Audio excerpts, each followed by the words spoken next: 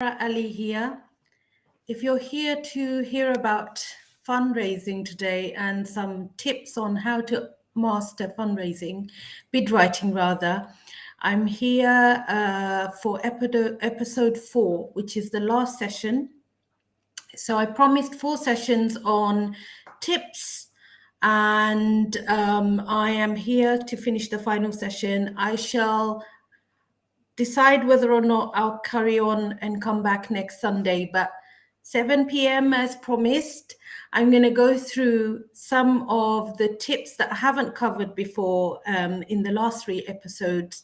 So last episode, I talked a lot about budgeting, need, the last few episodes, and the importance of marketing. And today I'm going to cover outcomes and outputs, because a lot of people, especially small charities that don't actually have fundraising capacity, do not know enough about the difference between outputs and outcomes. And I think I found in the years that I have actually taught people how to write bids, or I have shared some of my own tips, that what often helps is some examples, some real examples. So I'll talk through some examples. If you're here to join me right now, please do put a comment in the chat, and I can see your comments, and I will do my best to address if you have any specific questions. So I'm going to be focusing on the current climate and what's happening in the community at the moment. As you know, cost of living crisis means that a lot of small charities, voluntary organizations, community organizations are struggling to raise funds to keep services going. Also, as the need in the community grows, so does our ability to cope with the volume, the workload, the huge number of cases that we're dealing with. And when your organization's already struggling to raise funds, it could be quite daunting as well to figure out how to apply for funding, where to go, etc. I shared a few places. I think I put it in the link on my previous episode. So you can find all the episodes on my YouTube channel, or you can find it on my LinkedIn profile if you wanted to go back and have a look, if any of you interested in the episodes that you've missed. So in terms of the climate at the moment, the cost of living crisis, if I'm thinking about putting in a bid, if you're thinking of putting a bid, you need to think about what problem there is out there. Now, last week, I shared with you the need to find out what's happening in your community.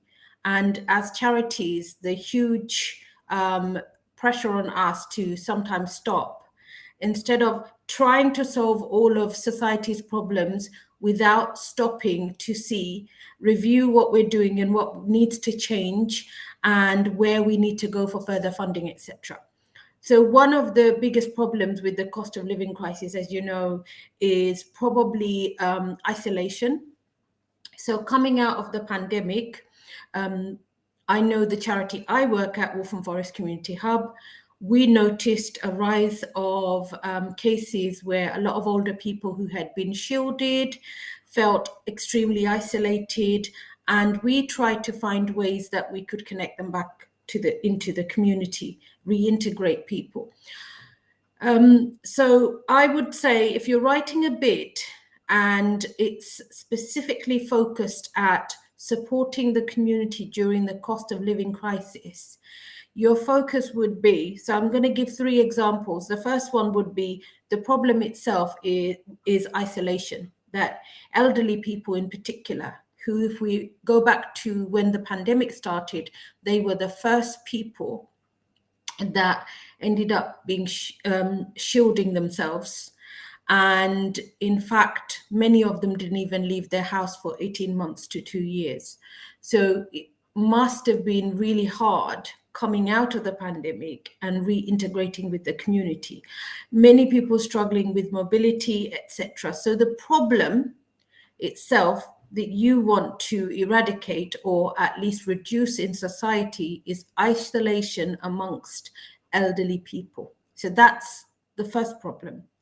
Now, the difference between the outcome and the outputs is that what you want to do as an outcome might be a reduction in the number of older people that are feeling isolated. So if that's the outcome, you want to reduce the number of older people feeling isolated. Now, a lot of people will say, and a lot of funders will say in their application, that they want you to think about SMART outcomes. So SMART as in specific, measurable, realistic, achievable, realistic, and time-based. So SMART outcomes. So if you're in this respect thinking of a SMART outcome, a reduction in the number of older people who feel isolated, you might want to say, maybe 50 older people. You might want to say 100. You might want to give yourself a number. So that would be a way to actually make the outcome more measurable. You might say that you want to do it over 6 months. Your project might be over 6 months, or it could be over a year.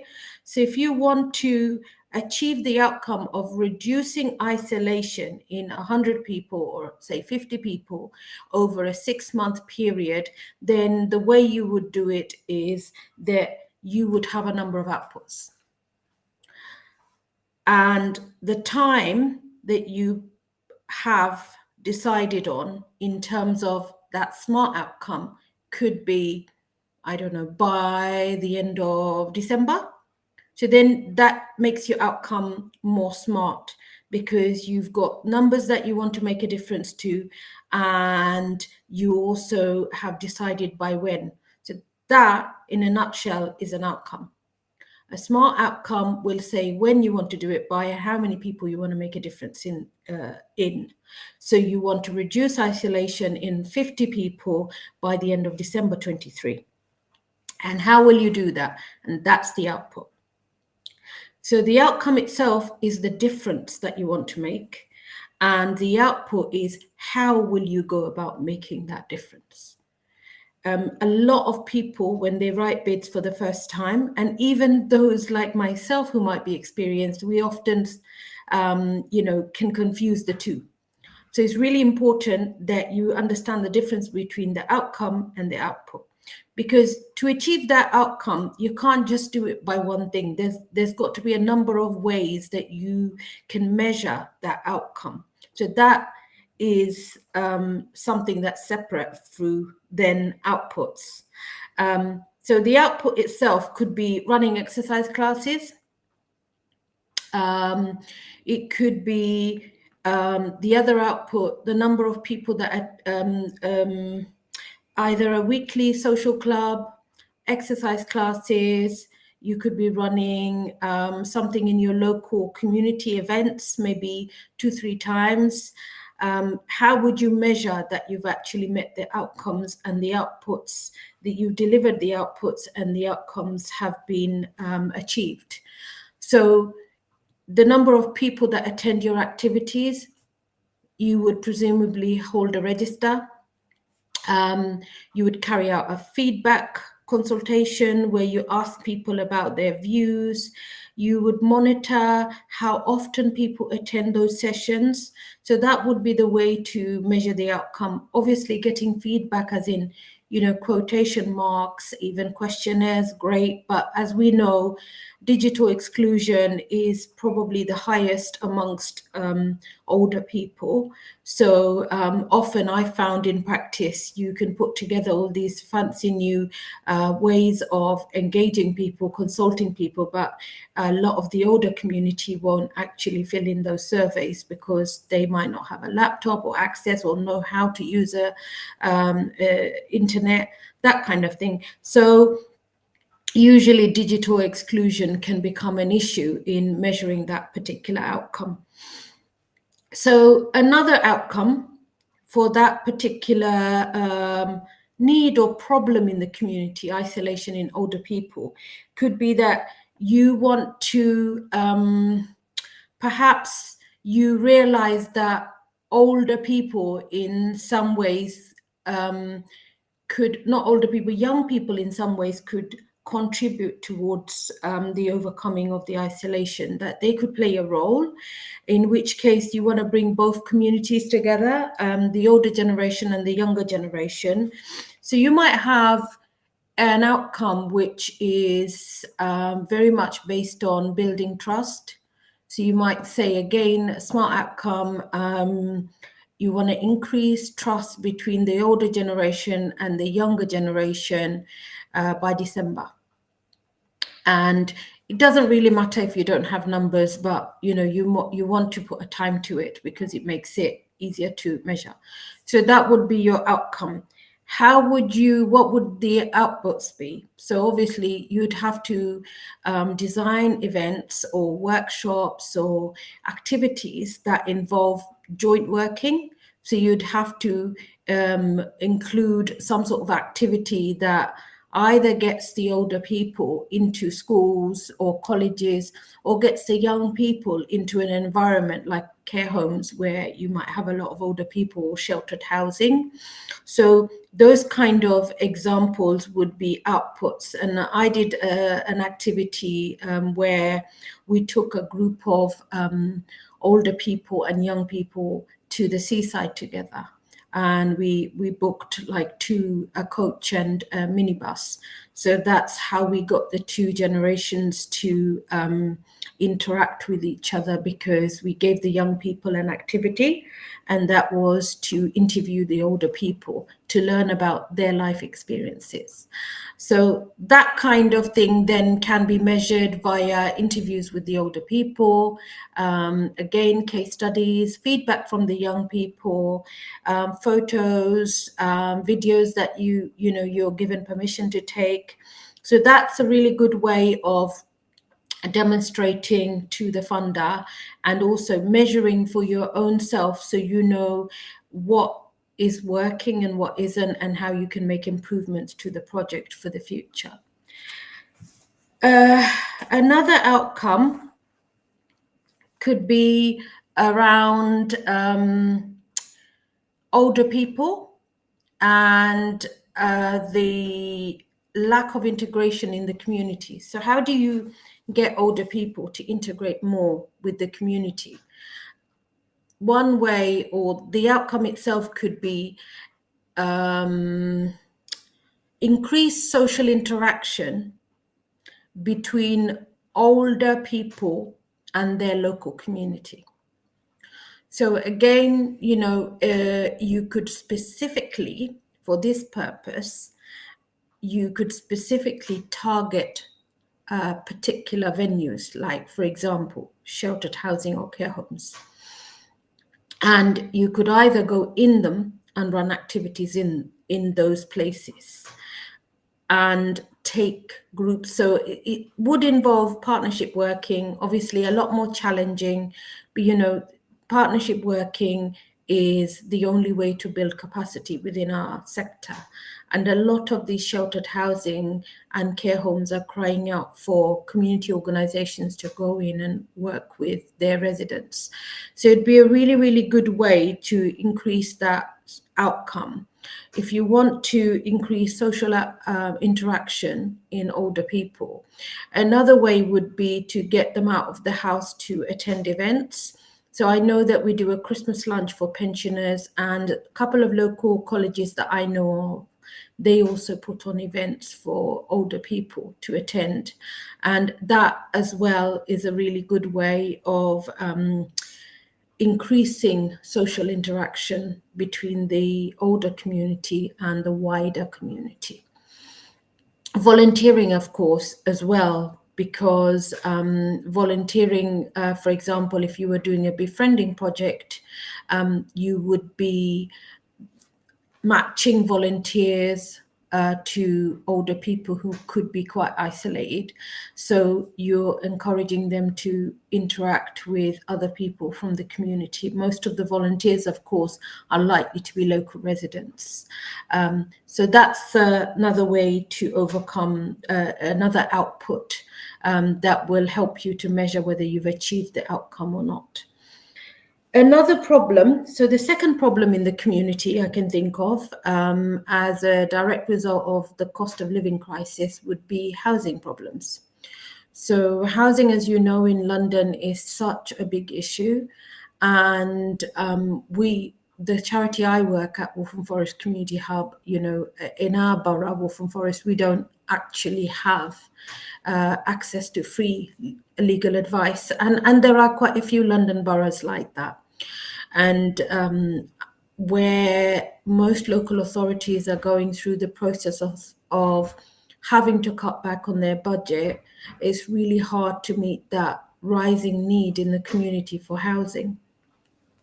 So if you think of housing as another problem, and the problem itself, as I've got in my notes, is no access to free legal advice and representation to challenge housing decisions. So the outcome would be that you want to achieve is you want to increase residents' knowledge around their housing rights. And that's one of the outcomes. If you want to achieve that outcome, how could you do that? So two ways. One way that I'm very clear and familiar with as an output would be to provide a advice surgery. Another way would be a telephone helpline. Third way, I think, would be a third output would be to provide information online. Again, it's very much reliant on people having the internet access, and that digital exclusion, it didn't apply to those families.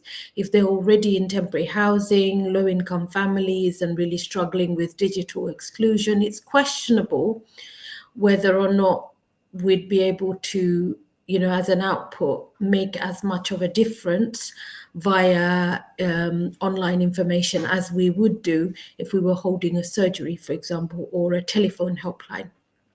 So those are the outputs that you could possibly put together as a way to meet that outcome of service users having increased legal knowledge about their housing rights. So that's the outcome.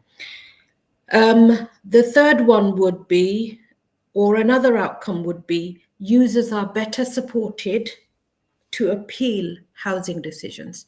So as you know, if you don't actually know how to appeal a housing decision, you end up being homeless. So there's a real risk for those families who don't have access to legal advice if a housing decision is made to turn down their homelessness application. There is no way of them challenging that housing decision, in which case them and their family ends up being homeless. And then there's going to be a bigger impact on that family. It will overflow often onto children. So the outcome we want to achieve here, again, to solve the problem of residents in a borough not having access to free legal advice and representation. The problem itself is housing is a big issue. That's the problem. And the outcome, the first one, was that users have increased legal knowledge about their housing rights. The second outcome we want to achieve is users are better supported to appeal housing decisions. How would we do that? What kind of output can we deliver to end up with that result, to make that difference, that users actually feel better supported and can appeal housing decisions? Off the top of my head, based on work that our charity already does, I would say that one way of doing it outputs would be that you access or you partner with law firms that are offering free legal advice, or community law centres. So a lot of boroughs in London will have their own community law centres, and community law centres have like the most passionate legal advice workers or case workers who, they put a lot of energy into the work that they do to support the community, especially in cases where we're tackling homelessness. So the problem itself is housing itself ultimately can result in homelessness. So not only is it housing, but it's actually homelessness that we're trying to tackle. And those are the two outcomes I've mentioned. Also, leaflets are an output as well. Whichever outcome you're trying to achieve, putting together leaflets that inform residents of their rights is really helpful as well. The third problem, I think, is that I'm going to share with you is high levels of young people not in education, employment, or training. So these young people are either at risk or involved in violence. And how do we, as an organization, if you are working with that client group and the problem you want to solve is reduce the high levels of young people not in employment, education, or training, what outcomes do you focus on if you're going for funding? So one outcome that I can share with you is to improve educational progress, mental health, and well-being. So they could be separate outcomes. So you could say you will work with 100 young people and help improve their educational prospects, one outcome. The other one could be you will work with 50 young people and help improve their mental health and well-being. Now, the first outcome, how will you, what are the outputs that you could actually deliver that will help you reach that outcome? So it could be things like workshops in schools. It could be getting young people involved in volunteering, CV workshops. Once you get young people into like activities or workshops, youth activities, you could then have an influence on their educational prospect and improving that. So running workshops on, I don't know, knife crime, for example, drugs. There could be workshops on stop and search. It could be CV building workshops, all of those things. And then mentoring during those workshops, matching young people to a mentor then will enable us, or you rather, to encourage the young person to go back into education, or if they're in education already and very close to falling off the system, having a mentor who actually has influence on them could really make that huge difference. So the second outcome in relation to young people, mental health and well-being, one of the outcomes could be that you want to improve young people's mental health and well-being. And like I said earlier, it could be 50 young people you want to work on, and you might want to measure it over a year. So say from next month until the end of December 2023. And then how will you do that? I mean, what are the outputs that you will? Quite often it could be that you actually deliver youth activities, or you go into schools and you deliver workshops. But during the activities, you are also offering mentoring, so one-to-one conversations with young people, or even group activities. And quite often you can pick up through those group activities the mental health and well-being need. Sometimes being able to refer them on to counseling, child and adolescent mental health service, that itself could be a way of achieving the outcome that you want to achieve. Another way is to do a survey at the beginning where you measure them on a scale of 1 to 10, how they're feeling around their mental health and well-being, and then doing the same survey at the end to measure and see how much it has improved after a year of interaction with yourself or engaging with your services.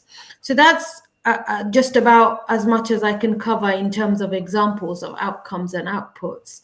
That was a lot, so I did have to have my notes, although I did rely on my own memory of what I understand as outcomes and outputs. I haven't got any questions yet, but please feel free to put any comments on the YouTube channel or on my LinkedIn, and I will come back with some responses to your questions. I hope you found it useful and helpful.